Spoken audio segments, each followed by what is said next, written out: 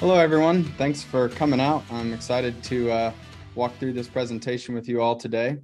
I do have, kind of a lot of experience with running, sales organizations, setting up the best practices for our sales and marketing teams here at JobTread, as well as when I ran the GC, where I actually built out the first version of JobTread.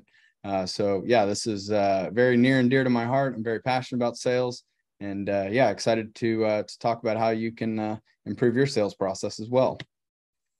So today we're going to just kind of run through a few key areas. I'm going to really try to keep it focused, here on this. So we're going to talk just a little bit about the importance of tracking your inbound leads, going through and how you can streamline the lead capture process with one of the new features we just rolled out, the importance of following up, and then qualifying your leads. And then taking all that information, really focusing on your highest quality leads is so important.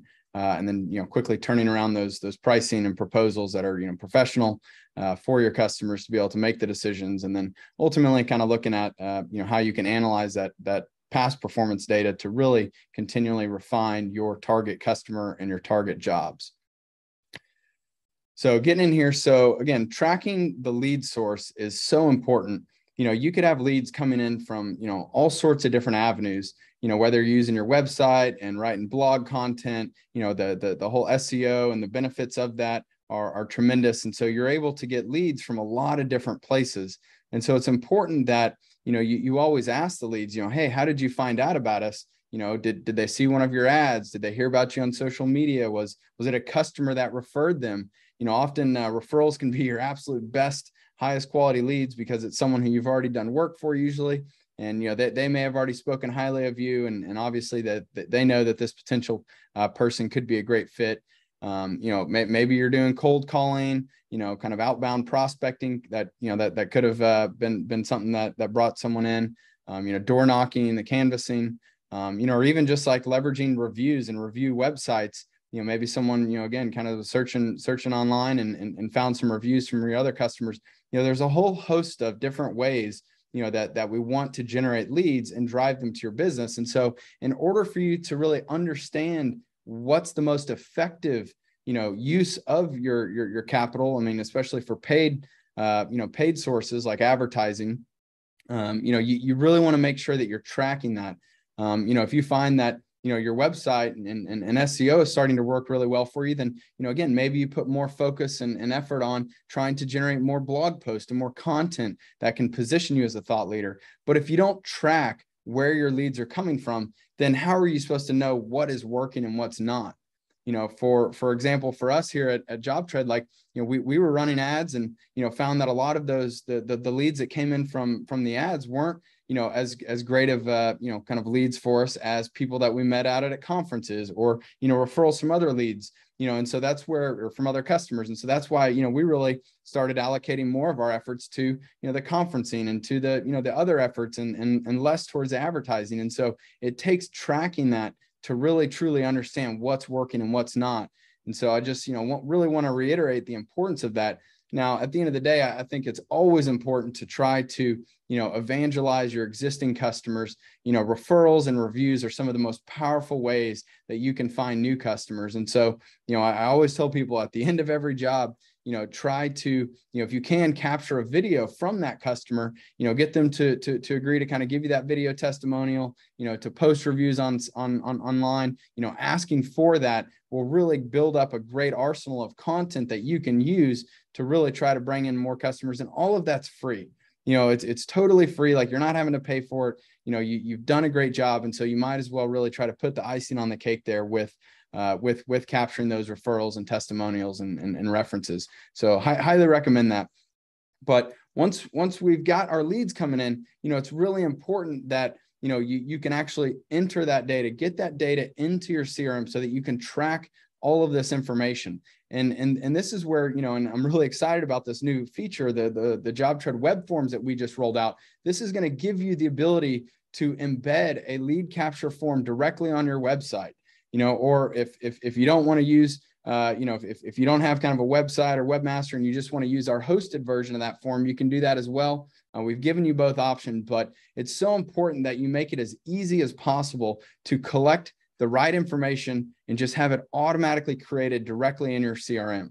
And so this is where, and this is just an example here on the right of what, a lead form, maybe it's a, request a quote or a contact us or whatever it may be, but like collecting key information that you need to know, obviously their name, their phone, their email, the job site address, where is this job located, but also starting to think through other things like, what are your needs? What are you looking for? Give us a description of the project, some sort of, kind of context to really understand what they're needing for that. And then capturing photos, videos, again, anything that you can capture up front is going to help you further qualify these leads and know what additional information you want to collect.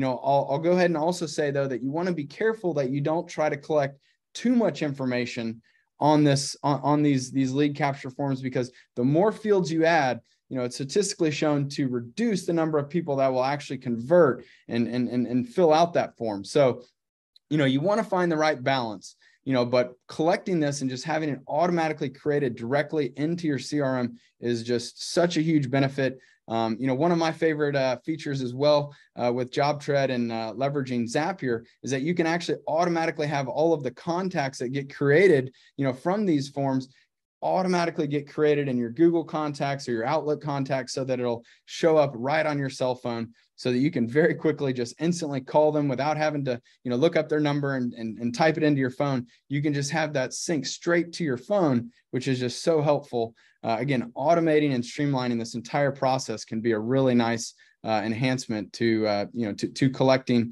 all of these leads. And then once you get it into your Salesforce, or once you get that, get that in, you're going to want to make sure that your sales team, like, whether it's you, the business owner, or someone on your sales team, whoever is responsible for following up, you want to immediately, as fast as you can, follow up with those leads. The Harvard Business Review did a study several years ago that I'll never forget, that it showed that if you follow up within the first 5 minutes, you have like a 10x greater chance of converting that lead into a customer. And every single minute, that goes by, your chances of converting that lead just dwindle. And so it's so important that you can be as responsive as possible to your inbound leads. I realize that some of you, especially smaller businesses, you may, be on the tools out in the field, and so it can be hard to, kind of constantly stop what you're doing, especially if you're getting a lot of leads, so to the extent that you can set up a process and make sure that you have someone that's dedicated to getting those notifications. So as soon as that new lead comes in, JobTread can automatically notify the right person and assign that to them, have them just follow up and call the lead immediately. From there, you're going to want to have your whole host of kind of, lead qualification questions. And we'll kind of get into these here in a minute, but like, again, taking detailed notes and collecting all of the right information to make sure that you understand the needs of the customer, what their pain points are, if you need any additional photos or even videos. I mean, asking your leads to kind of walk around and do a video walkthrough to help you understand exactly what they're looking for can be very, very helpful to collect that up front. That's going to help you better understand if this is a lead that you want to continue investing time into. I know a lot of people might, want to try to do the one call close, kind of, basically collect all the information and sell them right then and there on the phone.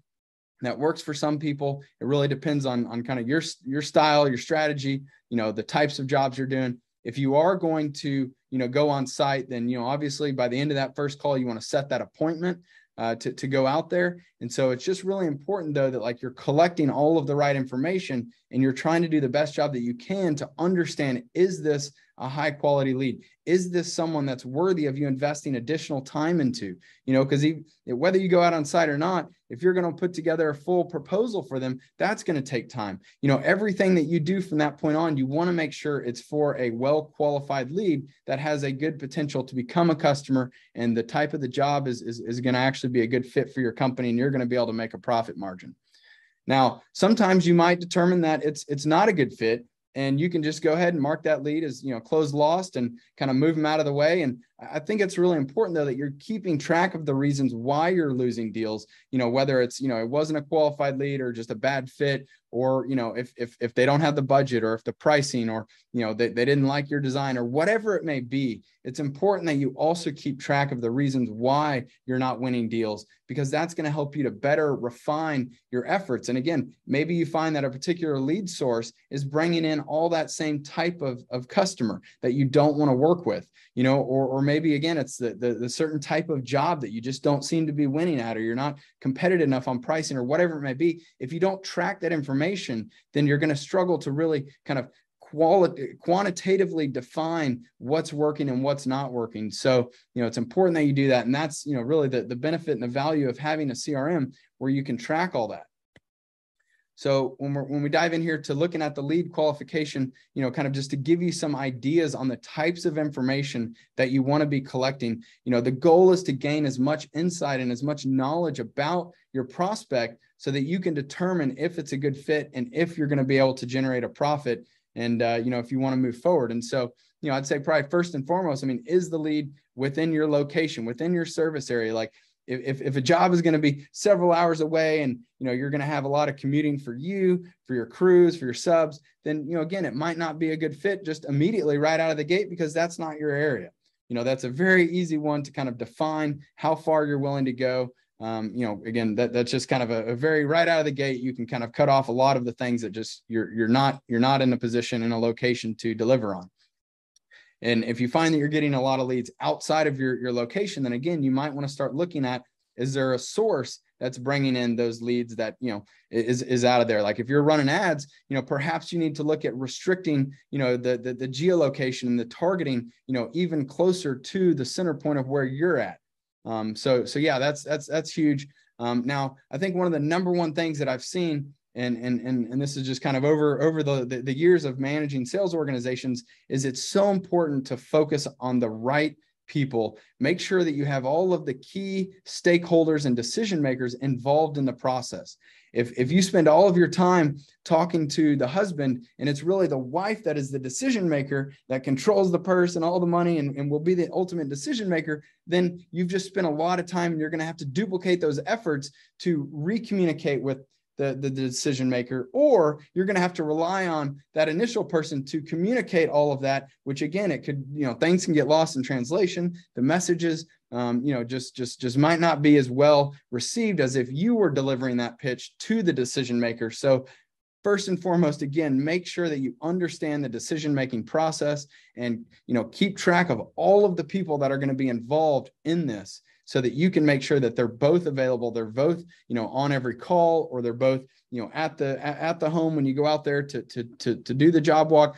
Just have the right people involved. Now, I think it's also important that you start tracking the types of jobs, the types of work. What are their needs? If they're asking for something that is out of your wheelhouse, then again, it might not be a good fit for you. I realize that sometimes, maybe it might be a new area, a new, trade or new type of work that, you want to go out and find a subcontractor to do the work. And if you're able to do that, and if you can find someone quickly, then great, it could work out. But at the end of the day, like as you run more and more jobs, you're going to want to really kind of narrow in your focus. You want to make sure that you're focusing your time and your resources on the jobs that you're best suited to, that your skill set is there, the team, the crew, the people delivering the work, they are well qualified to do that work. Otherwise, again, you're risking, potentially having a subpar performance on that job. You're risking overrunning your budget, not being able to get it done correctly. There's a lot of things that can go wrong when you try to move out of your wheelhouse. And so it's important that you understand the types of jobs, as well as looking at the difficulty of the job. If a job is going to be extremely difficult, maybe you're used to building, kind of outdoor living decks and patios and things, but this particular job is on the side of a mountain, and you got to have a bunch of different kind of equipment and things to be able to do that. Well, that's a much more difficult job that you have to evaluate. Is this going to be, something that you want to take on? And are you going to be able to, increase your cost to make sure that you have enough of a buffer in there for any unforeseen circumstances? You want to make sure that, if you're getting outside of your typical, target job types, that, you've taken all that into account and you're trying to mitigate that risk, by making sure that you've got everything that you need in your job budget, as well as probably increasing your profit margins to account for anything that could come up after the fact. I think also having conversations about the time frame.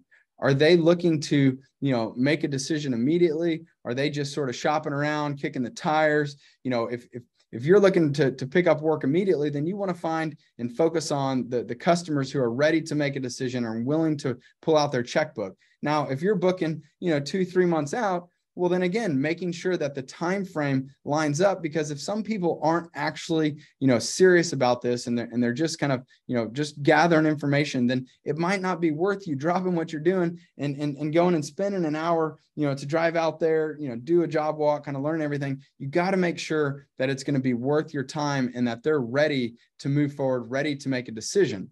Now just because there's not, ready today doesn't mean that you can't keep kind of having conversations, but you want to, when you're ready to invest that time to build out, the job and the scope, do the design, kind of give them that information, make sure that they're on the same time frame as you and that, they are prepared to move forward. I think understanding their budget as well is very important. If your average job is $100,000 and they tell you they're looking for a $20,000 to $30,000 job, then just stop right there. If they can't afford this, if this isn't what they're looking for, then they're just not qualified for you. You don't want to just kind of take on work and kind of go through the whole process if they don't, have the means to afford that. Now, a follow-up question, if they don't have the budget, are you open to financing? And we've got an awesome financing partner that we're in the process of bringing on and implementing that's going to be able to provide homeowner financing so that they can, take on larger projects and get these implemented. So maybe that is a way to combat the budget. But again, you got to make sure that they're open to that they want to move forward with that. It's just, you can't spend a lot of time, on a customer who simply just can't afford your work. If they're looking for the bottom of the barrel, looking for the lowest, cheapest provider, then that may not necessarily be you. Hopefully it's not, hopefully we're helping you elevate your game and, moving up market. But, again, it's making sure that they've got the budget. Bring that up right at the very beginning to ask them what is their budget, and to the extent that you have some kind of ballpark price ranges, just to help them sort of, understand what type of price range you're looking at. That can be a great tool to weed out all of those, kind of tire kickers and people just looking for the best price and not the best contractor. A lot of people I hear a lot of debate about putting, sort of price ballparks, price ranges on your website. I think it is a great idea. It's great to be transparent, with the customer and the prospect. And again, just to weed out anyone who's not qualified to be your customer. The sooner you can do that, the less time you're going to waste on unqualified prospects.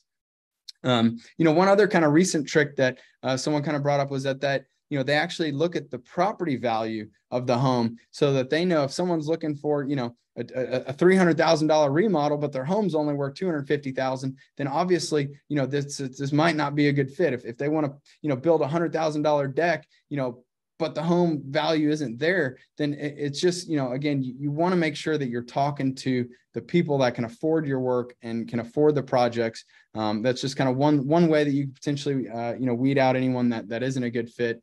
I think it's also important to kind of start to understand what the working relationship would be with this customer. So to the extent that you can explain your process and give them an idea of what it's going to, be like working with you at every step in the way, that will help you sort of gauge, is this going to be, a customer that's going to, kind of just micromanage and want to sit there and deal with every single detail? Are they going to want to see every single receipt and bill? Like you want to find the customers who are going to trust you and count on you as the professional to deliver the quality work that they're paying for. And again, some of those customers who can just be overbearing and, just kind of ride your guys, when they're out on the job site, like those are the red flags that you're typically looking for to try to avoid getting into that situation. And a lot of times that will be surfaced in these initial conversations, or maybe once you've sent the proposal and going through the back and forth, try to just sort of be mindful that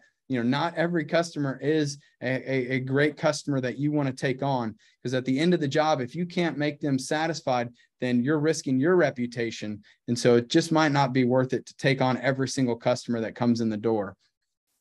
And again, I think another opportunity though is, even if there is a small, job that might get you in the door, like understanding, are there future opportunities? Is there additional work that they may want to do? I mean, they might ask you to come out and kind of, look at doing a kitchen remodel, but it's important that you just start kind of having that bigger picture conversation. Hey, well, have you ever thought about doing the master bedroom, or putting in hardwood floors, or maybe they need a master bath remodel, or maybe they want an addition to the home. Like, if you can just start having those conversations, not to come in and upsell them right now on every single possible thing that they want, but that'll help you understand, is there an opportunity later to come back and potentially, sell this customer again on another project? Because again, the total value of that customer now has increased if you believe that there could be additional work that they may be interested in having you do. And so then it could be worth taking on a smaller project to win the bigger project later on.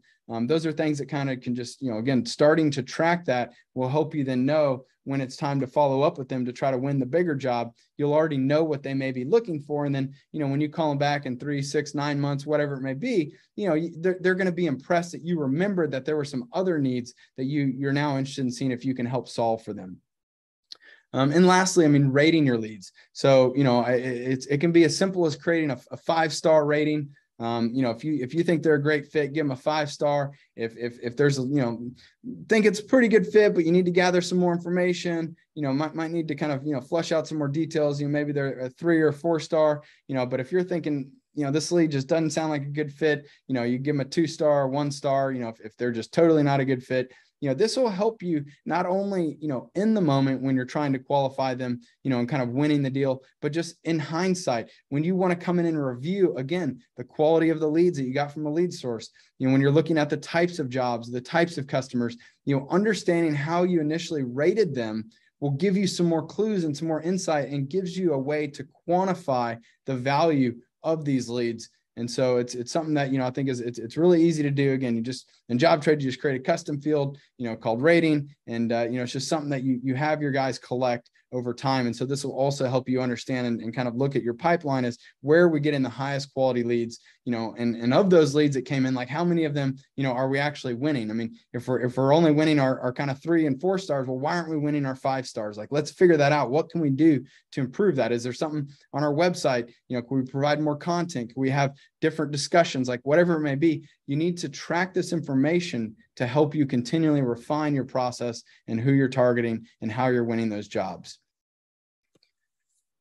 So once you've determined that, you've got a job and you want to move forward with it, I think it's extremely important that, you do a detailed budget for that job, and so the thing that we've done with JobTread is we've enabled you to create budget templates directly in the catalog. And so this can allow you to, kind of just so that you've got everything and all the details that you need for these job types, you can build out the full budgets in your catalog, and so maybe though you want to have kind of a simple, budget template, or maybe a more advanced one, maybe it's type of job, here's kind of every time we do a bathroom remodel, here's the starting template, if we do a kitchen or a deck, or maybe it's an entire home build, you can create these elaborate budget templates that make it extremely fast for you to go into that customer, add a new job, import the template, update all the quantities, kind of do the takeoff, put the measurements in there. And that's going to very quickly allow you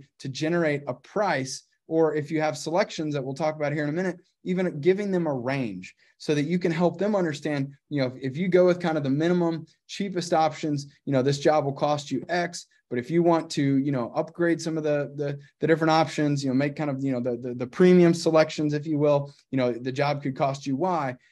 Giving the customer the ability to understand a range and not just giving them a hard and fast number can be a great way to essentially kind of continue that budget discussion, but giving them some more details and giving them, some more insight into what is going to go into that job. And so enabling you to very quickly turn these around is what this tool is intended to do. And it's intended to help make sure that you don't forget anything. The worst thing that can happen is if you send out a price to a customer with all the details, but you've missed some things. Well, now, obviously I hope you try to fight the change order and try to get that. But at the end of the day, like, if you've forgotten something from the budget, you could end up having to eat that, and that's going to come out of your profit margin. And so it's important that you do the detailed, accurate budgets. And our goal is to help make that as easy and fast as possible, while not having to sacrifice quality and risking your profit margins to turn it around too fast. So the other thing I mentioned here is with the selections, the upgrades. Again, I think this is probably one of the most favorite feature of a large portion of our customer base, because you can give the customers the ability to make their own selections. You're able to let them kind of pick and choose, and their budget will update in real time. The cost for this job, as they make different selections, will just in real time update for them. And so if they decide that they can't afford something because they've added too many other options, well, then they can start to reduce, or they could start to downgrade some of their selections. And it gives them control over the price for the job. Instead of them coming and haggling you on price and asking for a discount, you give them the option to control it and make their own selections. So many times when I was running the GC, we spent so much time going back and forth with our customers, because they wanted to see, well, what will it look like with this one or with that, or adding and removing. And it took forever. It took a lot of my salespeople's time. It took just so much back and forth and just different versions of everything that it became frustrating and just kind of can lead to just sort of a divergence in the excitement and in the are we going to get this done? Because again, every single time the customer asks you something, you need to try to be as responsive as possible, because that's one of the number one criteria they're looking for in making a contractor selection, is that they want to know that they're going to be responsive and that they're going to be able to accommodate them. And so giving this control to the customer is such a valuable tool. And, again, they don't have to select everything. If you want to give them, kind of a, just sort of a pick one, then it's going to show them a range of the minimum to the maximum. But if you want to just add some optional upgrades, I'll never forget one of our customers, Justin Pagel. The first 3 jobs that he ran through JobTread, the first 3 proposals he ever sent out, he added a bunch of optional upgrades that he never even mentioned to the customer. He just added them to the proposal, and he let the customers pick and choose what they wanted. He upsold his first 3 jobs an additional $18,000, which paid for the next 12 and a half years of JobTread. Like, he was able to do that just by making it available to him. He had no idea that they had the budget or that they even had the interest in those things, but just making it there, it just makes it so easy for the customer. And sometimes you'll get surprised because, I know when a contractor comes out and asks me what my budget is, I tend to, kind of undershoot and want to, try to keep it a little bit lower. My wife will obviously come in and, want everything under the sun. And so, again, you don't always know if they're giving you the full budget and what they can afford. And so this is a great way to just kind of give them those optional upgrades to upsell that job without having to be pushy and without having to take a bunch of time to go back and forth. I highly recommend this feature. It's a great feature in JobTread, and it can really help and really even impress your customers that you've given them this ability. And the last thing I want to touch on here is it's the importance of delivering professional proposals to your customers. Be the first to respond. I can't tell you how many times, I've surveyed, homeowners and talked to people about, when a contractor comes out, what happens after that. And it's just a resounding amount of the time they never hear back. You got to follow up. You got to send them that proposal, give them the ability to make a decision and to move forward with you. So having a well-organized, a professional looking proposal, branded to your company. I'm huge on branding. I think, when you go out to the job site, you should be wearing the brand on your shirt, your trucks, your hats, always be branding your company, be as professional as you possibly can. Every document you send should be branded in that same way, but the thing is that's really neat about JobTread is we give you the ability to customize the level of detail that you want to share with the customer. I know some people They want to have, kind of all sorts of, details from the quantities and the unit price and everything. And a lot of times, I mean, I know, especially on commercial jobs, like you're required to give that level of detail. But, for a homeowner, if you can get away with it, I mean, my opinion is that it's best to kind of give as little, pricing detail, quantities. I do believe in kind of giving a breakdown of exactly the scope of work. Like, you want to be very crystal clear what you're going to do, and you want to make sure that that expectation is properly set. But you don't need to give them a breakdown of your labor and your materials. Like, again, you're just opening up the door for them to go price shop, and it's just not, it's just not something that you really need to be doing. I do know a lot of contractors have started to actually sell, basically a design, consultation type fee, where they will basically build out a full plan, scope of work, designs, and for a price, they will deliver all of that. And then if you decide to move forward with them, they will credit that amount to your job. But if you don't move forward and you've just given them everything to go to someone else, then at least you got paid something, and so it was worth your time to do that. I do think you need to be careful, when you're delivering these full-blown, proposals with all the details. You want to make sure that they're not going to just take that, and basically go and shop that around to the extent that you can.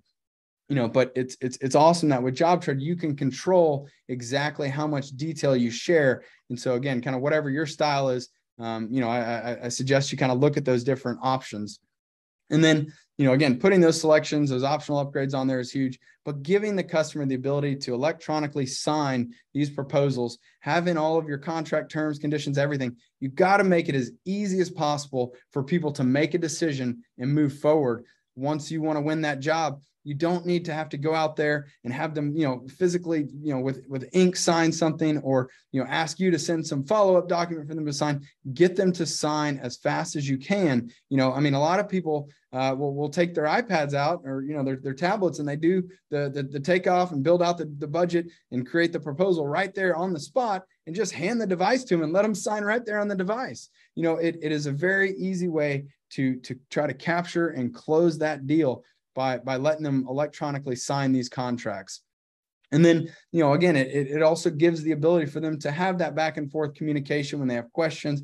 All of it's documented. It's all archived right there, on the proposal. So it's really important that in today's day and age, when you want to beat out the competition, that you're the first to respond, you're the most professional, and you can basically get out there and win that deal as fast as you can, by providing an accurate proposal that you're willing to stand behind, and that you're going to make the target profit margin that you need to make and that you deserve to make from executing on this job. So we'll kind of skip past executing and running the job and all those details. At the end of the day, and I've wanted to kind of just stay focused here on the estimating and kind of winning the jobs and evaluating them. But at the end of the day, like, you need to be thinking about and understanding the return on your investment, understanding the performance and how you're doing on all of your jobs. Which jobs have the highest ROI for you? Where are you making the most money? You need to know what types of jobs you want to win and aggressively target that, from your website, from the content you're putting out there, from the blog posts you're writing, from the ads you're running. Everything should go to positioning you to win the jobs that are going to make you the most money and are going to be the best fit for your company to deliver on. Also establishing, your ideal customer profile, really understanding, who your customers are that you have the most success with, that are the best customers for you and your type of work to work with there. Like, that's so important. And you have to take the time to evaluate and to look at your historical data to understand that, and to start developing those target customer profiles and the persona and kind of what you're looking for. And, that's going to help you to make sure that you're focusing all of your sales efforts and your marketing efforts on targeting and running, those jobs that are going to be the best fit for your company. And then it's also going to help you understand what customers and what types of jobs that you want to avoid. If you get out there and you try something and you just totally bomb it, don't keep making the same mistake over and over and over again. You got to understand, and that's, again, the value and the importance of JobTread comes into, some of that job costing and understanding where you're losing money. you can't keep making the same mistakes twice. And so if it's something that maybe you just, misbid, one particular thing, well, course correct, make sure that you don't keep doing that same thing over and over. If you got into a situation where, basically it had a bunch of scope creep, you can't just keep saying yes and doing, everything that the customer asked for. You got to stop and say, was that in the proposal? Was that in the scope of work? If not, send a change order. There's no reason that you can't do that, but you need a change order. You need to be paid for that additional work, and there is an opportunity. I know a lot of contractors will actually increase the profit margin, when they're pricing those change orders because of the additional, changes that are having to be taken into account. You're having to adjust your schedule. You're having to go and order additional materials. There's a bunch more communication and design work that goes into it. And so, change orders are a great way to make sure that you don't take a loss on a job, to the extent that you can do that. And that's why it's so important that you get an upfront, very detailed, scope of work that the customer is signing off on and agreeing to. That'll open that up. But at the end of the day, if it wasn't something on your end, again, it could have been just a really difficult customer to work with. It could have been, a customer that, or a type of job that just wasn't a good fit for you. And those are the things that you want to know so that you can avoid them in the future and make sure that you're not targeting those. And again, I talked about kind of leveraging the past job insights. We'll kind of talk a little bit more about that. But, one thing that probably one of my dad's favorite pieces of advice that he gave to me is that you can't boil the ocean. You really need to understand what you do well and where you make money and what you don't do. Don't try to do the things that you're just not the best at. You can't be everything to everyone. And you got to make sure that you focus on the things that you're the best at and the customers that are the best fit for you. And so it's just, it is a good life lesson that he's imparted on me that I wanted to share.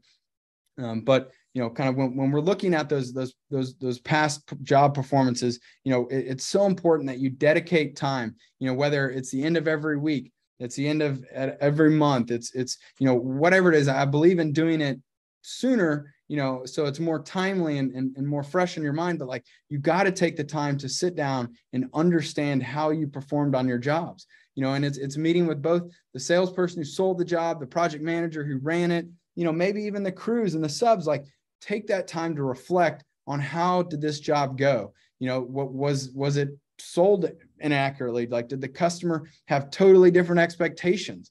Was that not translated to the subs? Was there, how did you perform, relative to that expectation, as well as relative to the budget that was set forth?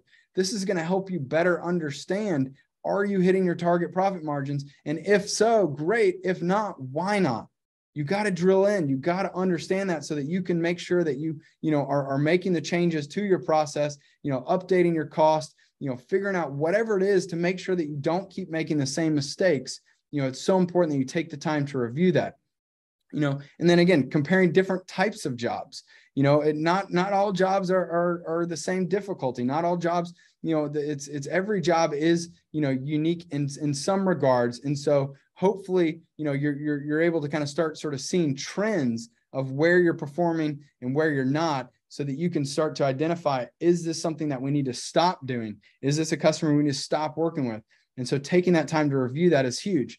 And also even taking into account, just because you made, $100,000 on a job, how long did that job take you?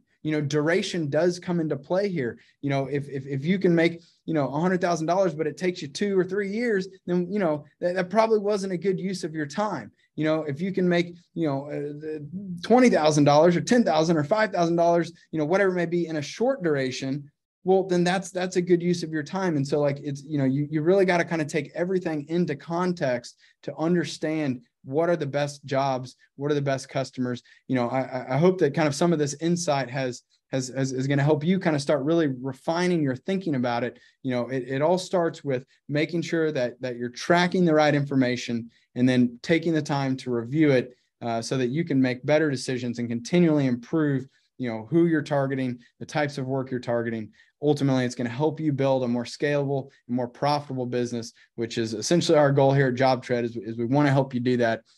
So I think we've, so that's kind of the end of my slides there. I did want to kind of throw out, we got some really big events coming up here in the future, the next couple months that, we love to meet with our customers in person. So if you are going to be at the Deck Expo or the International Pool and Spa Show, we're going to have 2 booths out there. That's November 15th to the 17th.